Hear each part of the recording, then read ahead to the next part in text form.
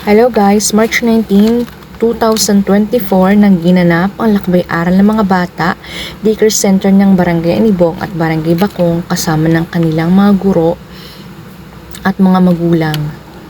Naginanap po sa Bureau of Fire ng Infanta Quezon sa Barangay Abiawin. So silang mga estudyante po ay sumabak sa mga activities na isinagawa ng mga taga Bureau of Fire.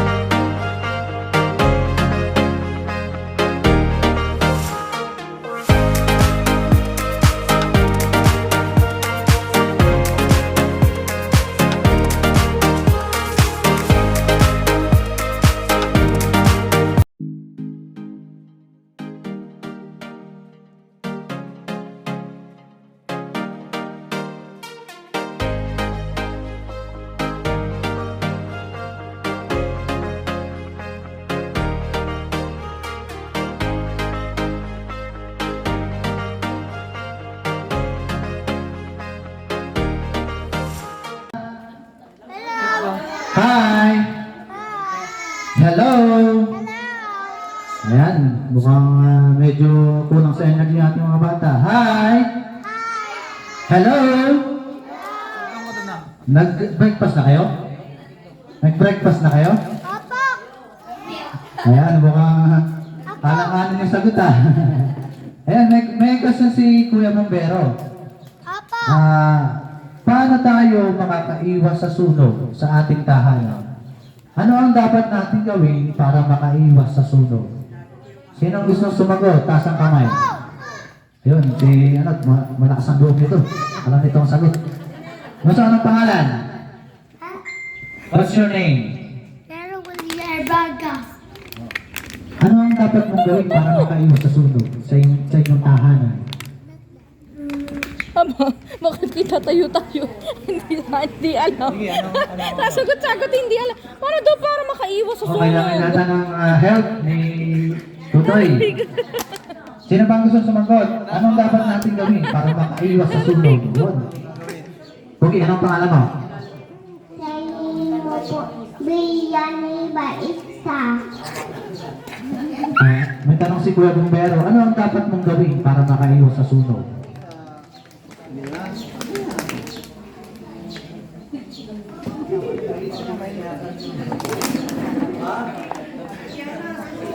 Wag po apoy. Huwag daw maglalaro ng apoy. Ano pa? Ano yung dapat natin gawin para makaiwas sa sunog? Ikaw gusto? What will you do to prevent fire? Ano sabihin mo? Papatay ng fire. Papatay ng fire. Ano pa? Ano pa ang dapat natin gawin para makaiwas sa sunog? Unang-una ay? Si Gusto. Anong dapat gawin para makaiwas sa sunog? Pangalan? Sige na, Gusto. Mag-i-enjoy ka diyan mamaya. Okay. Doon. Pantay sa likod. Dali. Mamaya tayo maglalaro. Malapit na tayo maglalaro na. Dali. Ito muna.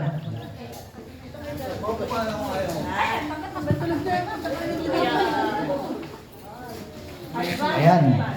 Kayo po ay may tatlong station. Ito pong first station, second, saka yung third. Ano po? Ito pong unang ito ay dito po muna. Yung pong pangalawa ay doon po sa ating zipline. Sige po.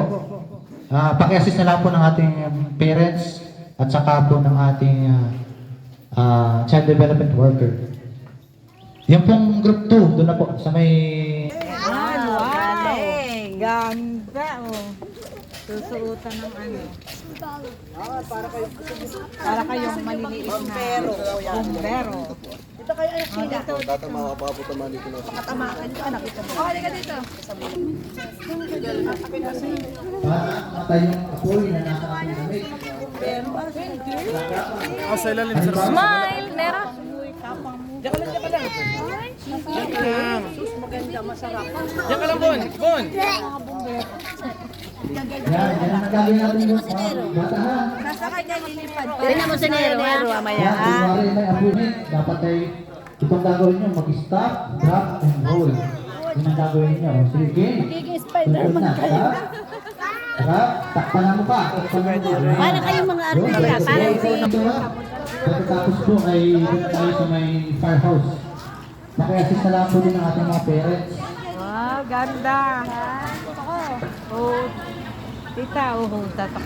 Nero! Oh, galing naman. Ay, bumbero pala ito. Ano?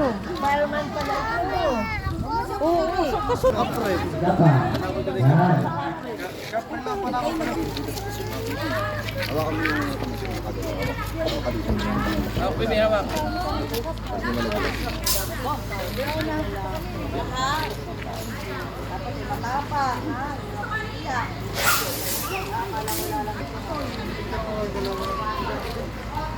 Aakyat lang pala.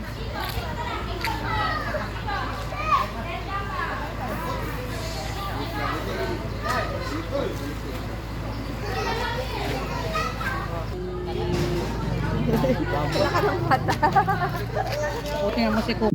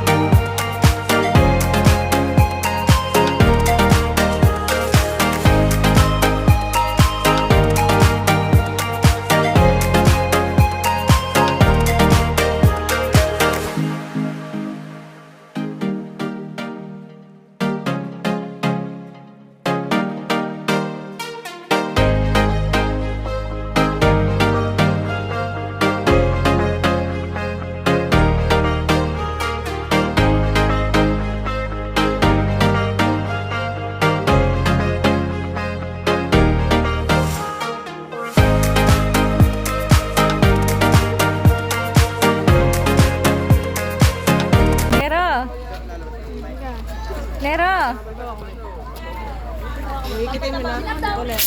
Bah, puta, mababasa ako. Nagulat ako doon. Mababasa! Oops! Oops! Baba. Pati ng ulo! Ulo! Ni Robert Magnalo, isa lang daw. Tapos na! Dalawa hit. Oh.